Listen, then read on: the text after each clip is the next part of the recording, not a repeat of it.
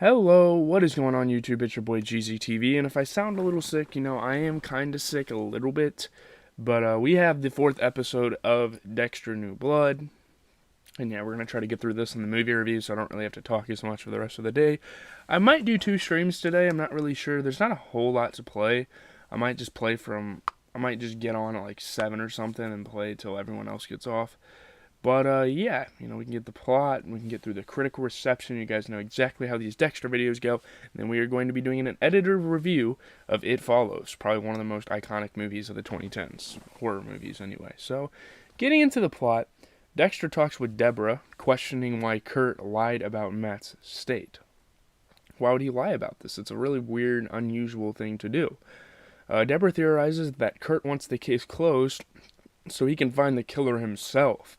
And he can almost do, what Dexter's been doing, like, his whole life, pretty much, and throughout the original series. Angela interrogates Kurt, who claims Matt is alive in New York, and there's no concrete evidence of this because, well, he's fucking dead. Unless Dexter killed a doppelganger. He had the same rifle and everything. You kind of begin to question, can we be as delusional as Kurt in saying that he's not dead? This guy really is going for it. At school, Harrison listens to an episode of Molly Park's podcast, Mary Fucking Kill, where she talks about Arthur Mitchell, or the Trinity Killer, which was a villain that had a whole season in the original Dexter series. So obviously you wouldn't really know who this guy was had you have not watched the original, which I don't know why the hell you wouldn't. Man, that's probably one of the best killers of the entire original series. He was great. Harrison becomes unsettled when she talks about his mother Rita and how he killed her while he was left there in the blood. And he just like Dexter, he was born in blood pretty much. His mother was killed right in front of his eyes. And obviously that's going to bring back some really shitty memories. Dexter is later called to the school due to an emergency. Harrison has been stabbed and Ethan was the perpetrator. This is really fucking crazy, Ethan's got this, stereotype, this school shooter, weird kid that gets bullied stereotype. And apparently he just lost it and wanted to kill a bunch of people. Harrison tells the police that Ethan approached him to help him in a future school shooting to kill Ethan's bullies. When Harrison tried to get him some help, Ethan stabbed him in the stomach, forcing Harrison to almost fatally cut Ethan's leg. Ethan almost died because of Harrison, but then again, it was justified, and Dexter starts finding these details. Is like, oh shit, maybe my son was solely responsible for this and wanted to frame Ethan so he wouldn't hurt anyone. Dexter then talks with Deborah, saying that the wounds don't match up with his story, and obviously being a blood spatter analyst, Dexter went to the scene and he was like, wait, this is pooling right here, and there's drops signaling that he slashed him first. It's a very interesting thing. It's craziness, man. So, Dexter returns to the crime scene where he proves his theory by imagining Deborah stabbing him and then stabbing himself. Now, this part of the episode was a little questionable because why the hell would you be able to go up to an imaginary person and know how the blood comes out? I guess Dexter's that smart that he's kind of imagining everything, but that was really weird that was included. I didn't think that was very realistic, but it is what it is. The blood coincides with the stabs, but Dexter now deduces Harrison attacked Ethan first and then stabbed himself to know what it feels like, noting that it matches the code of Harry. All justice, that's the code, pretty much. It's not so he knows what it feels like, though. It's to frame Ethan, to make it look like he stabbed Harrison. Kurt later visits Dexter and Harrison at their house, where he gives Harrison a drone for his actions, because Harrison's widely known in the community as a hero, because this kid was very troubled and he was planning to shoot the school. And Harrison apparently saved them, even though he stabbed Ethan himself, first. He caused it all. While talking to him, Dexter lets it slip that he knows about Matt's boat incident, which is fucking crazy. That was a pretty bad mistake for Dexter, because you kind of want to be good with the townsfolks, and he let that slip out. And I'm sure Kurt didn't really appreciate that.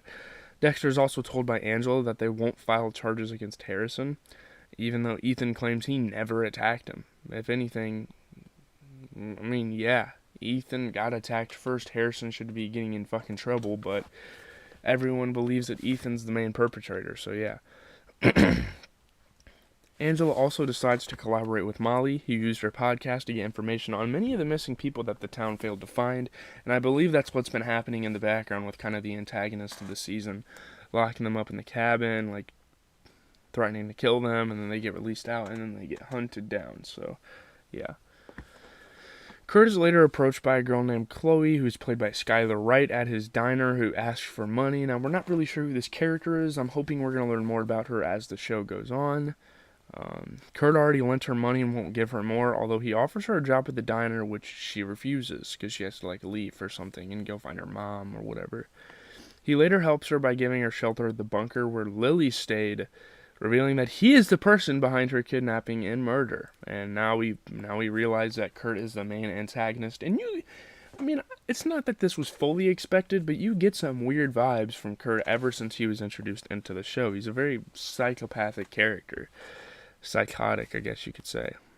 At school, the police give a talk to the students that were on Ethan's kill list, where the students applaud Harrison for his actions. Man. Why would you do this, though? Does this happen after school shootings? Oh, you were on the kill list. Come to this meeting. That's kind of fucked up, really. I don't know. Harrison uses the opportunity to call out Ethan's bullies, saying they drove him to become the person he is. And this is something in modern-day society that we need more of. Yeah, school shooters are fucking shitty people, but you need to see the other side of the coin, you know what I mean?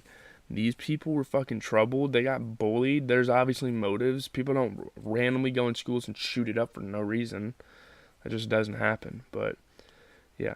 During this, Dexter inspects Harrison's room, eventually discovering a straight razor hidden in a flashlight, which is, I believe, what the Trinity Killer used to kill Rita, which is kind of crazy. A stunned Deborah then mentions that Trinity also used a straight razor to murder his victims. A distraught Dexter comes to the belief that his son now has his own dark passenger and he's going to be a killer just like Dexter. Obviously, that's very unfortunate that would happen, but at the same time, I don't know, kind of expected it. Pretty good episode here. Great episode, actually. 8 out of 10 on IGN. H is for Hero transformed Harrison into a much more interesting and potentially dangerous addition to Dexter's life. It raised a lot of questions and presented us with a potential endgame for the series that not only feels like an awesome full circle arc, but also one that makes for a great companion for the first 4 seasons. Got an A- in the AV Club. The reintroduction of Harrison puts New Blood in a position the Dexter franchise hasn't been in since the first season. It's perfectly set up to explore the central theme of whether a monster, with proper care and feeding, can be assimilated into society and at what cost. By leaning into those ideas, H is for Hero instantly becomes more interesting and more poignant than the episodes leading up to it. The episode's central mystery grows out of what initially looked to be New Blood's goofiest storyline. We got a 4 out of 5 on Vulture. For a show that started out a shit show and it's turning into something that's actually fun to watch, anything can happen here. I got a 4 out of 5 on Den of Geek. This is a lean but highly effective episode with a clear theme, interesting developments, and old rhythms presented in new ways. A confrontation between Dexter and Harrison feels imminent, but I'm also intrigued by how characters like Molly and Edward Olsen will fit in the grand scheme of things. For being a small town, this town has all sorts of different characters that were kind of introduced throughout the show. And it's going to be cool to see what roles they play in the next 6 episodes. So, yeah, if every episode is as tight and focused as this, then there may be life in Dexter New Blood yet. 4.5 out of 5 on TV Fanatic. In so many ways, classic Dexter was on our screens again. Even though he hasn't killed in a while, you get the sense that this new connection to his son might sate his hunger. It's going to be crazy to see what Harrison does next, what things he's going to pull. Obviously, Ethan threatening to kill a bunch of people kind of fits the code. I don't know. Harrison's going to be interesting, and I hope they do some unique things with how he kills people. I think that's going to be super interesting. But anyways, leave a like, comment, and subscribe. As always, this is GZTV reviewing your favorite TV shows. We do movies over here. We're getting ready to review It Follows, which I've watched before, but I wanted to watch it for the Scratch It poster, so there's that. I think we're going to be watching Carrie this week as well.